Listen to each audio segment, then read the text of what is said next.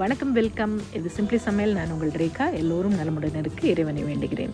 இன்றைக்கி நம்ம செய்ய போகிறது மீதமான சாதத்தை வச்சு நல்ல டேஸ்டான இந்தோனேஷியன் ஸ்டைலில் ஒரு ஃப்ரைட் ரைஸ். ஆக்சுவலாக பார்த்திங்கன்னா இதை இந்தோனேஷியா, மலேசியா, தாய்லாந்து இந்த பக்கம்லாம் இருக்கிற ஃபார்மர்ஸ் இருக்காங்களா, கிராமத்து சைடில் இருக்க விவசாயிகள் அவங்க வீட்டில் மீதமான சாப்பாட்டில் செய்கிற ஒரு ஃப்ரைட் ரைஸ். இதுக்கு பேர் நாசி கோரிங் கம்போங். ஆனால் டேஸ்ட் அவ்வளோ சூப்பராக இருக்கும். இதில் முக்கியமாக அவங்க சேர்க்குற ஒரு விஷயம் என்னென்னு பார்த்திங்கன்னா நெத்திலி கருவாடு. ஸோ கருவாடு வச்சு இந்த ஃப்ரைட் ரைஸ் செய்வாங்க. அவ்வளோ டேஸ்ட்டாக இருக்கும். சப்போஸ் நீங்கள் கருவாடெல்லாம் நான் சாப்பிட மாட்டேன் அப்படின்னிங்கன்னா நீங்கள் எறா வச்சு செய்யலாம், இல்லை வெறும் முட்டையோடு மட்டும் செய்யலாம். சூப்பராக இருக்கும் டேஸ்ட்டு. நம்ம சேனலில் புதுசாக பார்க்குறவங்க சேனல் பிடிச்சிருந்ததுன்னா மறக்காமல் சப்ஸ்கிரைப் பண்ணிக்கோங்க. பெல் ஐக்கான் கிளிக் பண்ண மறந்துடாதீங்க. ஆல் பட்டனும் ப்ரெஸ் பண்ணிவிடுங்க. வாங்க கிச்சன் போகலாம். இன்றைக்கி 2 கப்பு மீதமான ரைஸு. ஸோ 2 பேர் தாராளமாக சாப்பிட்லாம். ஒரு மீடியம் சைஸ் சின்னதாக ஒரு வெங்காயம், ஒரு 10 பல் பூண்டு, இந்த மாதிரி பழுத்த மிளகாவாக இருந்ததுன்னா 2 மிளகா எடுத்துக்கோங்க. அது கூட ஒரு 1/4 டீஸ்பூன் உப்பு சேர்த்து ஜஸ்ட் ஒரே ஒரு தடவை பல்ஸ் பண்ணுங்கள்.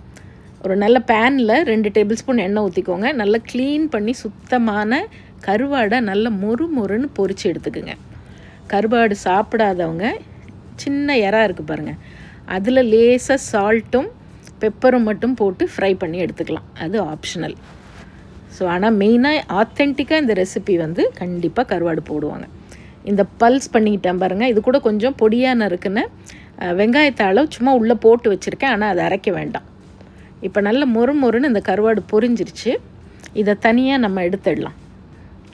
எடுத்துகிட்டு அதில் இருக்க எண்ணெயே நமக்கு போதும். அந்த எண்ணெயிலே தான் நம்ம இப்போ இதை செய்ய போகிறோம். கருவாடு யாருக்கெல்லாம் பிடிக்குமோ அவங்களுக்கு இந்த டிஷ்ஷு ரொம்பவே பிடிச்சி போயிடும். இப்போ நம்ம ஜஸ்ட் பல்ஸ் பண்ணுங்க, இல்லைன்னா இடிக்கல்லில் கூட 1-2 இடிச்சுக்குங்க. அதை அப்படியே உள்ளே போடுங்க. மிதமான தீயில் அது வாசனை வர அளவுக்கு லைட்டாக அந்த எண்ணெயில் வதக்கி விட்டுக்குங்க. நம்ம அதிலே ஒரு 1/4 டீஸ்பூன் சால்ட்டு போட்டிருக்கோம். கருவாடுலேயும் கொஞ்சம் உப்பு இருக்கும். அதெல்லாம் உப்பு மட்டும் கொஞ்சம் கவனம். இப்போ அது லேசாக வதக்கி விட்டுட்டு அதை அப்படியே ஒரு பக்கமாக கொஞ்சம் தள்ளிட்டு ஒரு 3 முட்டை உடைச்சி ஊற்றிக்கோங்க. அது கூட கொஞ்சம் சால்ட்டும் பெப்பரும் சேர்த்துக்கலாம். ஜஸ்ட்டு ஸ்க்ராம்பிள் பண்ணி விடுங்க. அப்படியே முட்டையை பொரியல் மாதிரி அப்படி வதக்கி விட்டுடுங்க. ஸோ 2ம் அப்படி ஆனோடனே இந்த மீதமான ரைஸ், இது எந்த சாதமாக வேணாலும் இருக்கலாம், கொஞ்சம் பொலன்னு இருந்தால் நல்லாயிருக்கும். அதை அப்படியே தூக்கி உள்ளே போடுங்க. உள்ளே போட்டுட்டு இப்போ ஹை ஃப்ளேமில் அந்த முட்டை, அந்த மசாலா அதோடு சேர்த்து நல்லா கலந்து விடுங்க. இதில் ஆக்சுவலி அவங்க ஒரு கீரை கூட சேர்ப்பாங்க.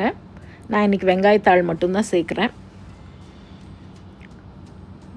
ஒரு 1/2 டீஸ்பூன் வெள்ளை மிளகுத்தூள், அப்படி இல்லைன்னா நீங்கள் சில்லி ஃப்ளேக்ஸ் கூட சேர்த்துக்கலாம். இல்லைன்னா அந்த ஃப்ரைட் ரைஸ் மசாலா இருக்குல்ல, அது கூட சேர்த்துக்கலாம், உங்கள் விருப்பம். எல்லாத்தையும் போட்டாச்சு. நம்ம பொரித்து வச்ச இப்படி எடுத்து சாப்பிட்டிங்கன்னா அப்படியே நல்ல பொறுன்னு இருக்கணும், அந்த மாதிரி இருக்கணும், கிறிஸ்பியாக. அந்த கருவாடை உள்ளே போடுங்க. நல்ல தாராளமாக ஒரு கைப்பிடி வெங்காயத்தாள் போடுங்க. ஒரு 1/2 டீஸ்பூன் மட்டும் சோயா சாஸ் ஊற்றுங்க. இப்போ எல்லாத்தையும் நல்லா கலந்து விடுங்க. கருவாடு சாப்பிடாதவங்க வெறும் முட்டை மட்டும் வச்சு செஞ்சுக்கலாம். கருவாடுக்கு பதிலாக எறா வச்சு செஞ்சுக்கலாம். ஆனால் ஒரிஜினல் ரெசிபின்றது அந்த நெத்திலி கருவாடோட ஃப்ளேவரும் டேஸ்ட்டும் அதில் இருக்கிறது அவ்வளோ நல்லாயிருக்கும். நெத்திலி பிடிக்குங்கிறவங்களுக்கு இதை அடித்து தூள் கிளப்புவீங்க, அப்படி சாப்பிடுவீங்க, பிடிச்சி போயிடும். இப்போ எல்லாத்தையும் நல்லா கலந்து விட்டு ஹை ஃப்ளேமில் ஒரு தடவை டாஸ் பண்ணி இறக்கிட்டோம்னா சூப்பரான கருவாடு ஃப்ரைட் ரைஸ்ன்னு நம்ம சொல்லலாம். நாசி கோரிங் கம்போங். கம்போங் அப்படின்னா கிராமம்னு அர்த்தம். ஸோ கிராமத்தில் செய்யக்கூடிய ஒரு ஃப்ரைட் ரைஸ். அதனால தான் இதுக்கு பேர் நாசின்னா ரைஸு, நாசி கோரிங்னா ஃப்ரைடு. ஸோ நாசி கோரிங் கம்போங்னு இதுக்கு பேர் வச்சுருக்காங்க. யாரெல்லாம் தாய்லாந்து போயிருக்கீங்க, இந்தோனேஷியா போயிருக்கீங்க, மலேசியா போயிருக்கீங்க, அவங்கெல்லாம் கண்டிப்பாக இதை நீங்கள் சாப்பிட்ருப்பீங்கன்னு நான் நினைக்கிறேன். யாரெல்லாம் போய் இதை ட்ரை பண்ணியிருக்கீங்க, இந்த நாசி கோரிங் கம்போங்கோ சாப்பிட்ருக்கீங்க அப்படின்னு சொல்லிவிட்டு எனக்கு கமெண்ட்ஸில் சொல்லுங்கள். இதில் ஒரு கீரை போடுவாங்க. அந்த கீரை பேர் என்ன அப்படின்னு நம்ம மலேசியா மக்கள் யாராவது இருந்தால் மறக்காமல் சொல்லுங்கள். கங்கோங் கீரைன்னு நான் நினைக்கிறேன், என்னன்னு நீங்கள் சொல்லுங்கள். இன்னொரு ஃபேண்டாஸ்டிக் ரெசிபியோடு மறுபடியும் பார்ப்போம். இது சிம்பிளி சமையல். நான் உங்கள் ரேகா. தேங்க்ஸ் ஃபார் வாட்சிங். Take care. பபாய்.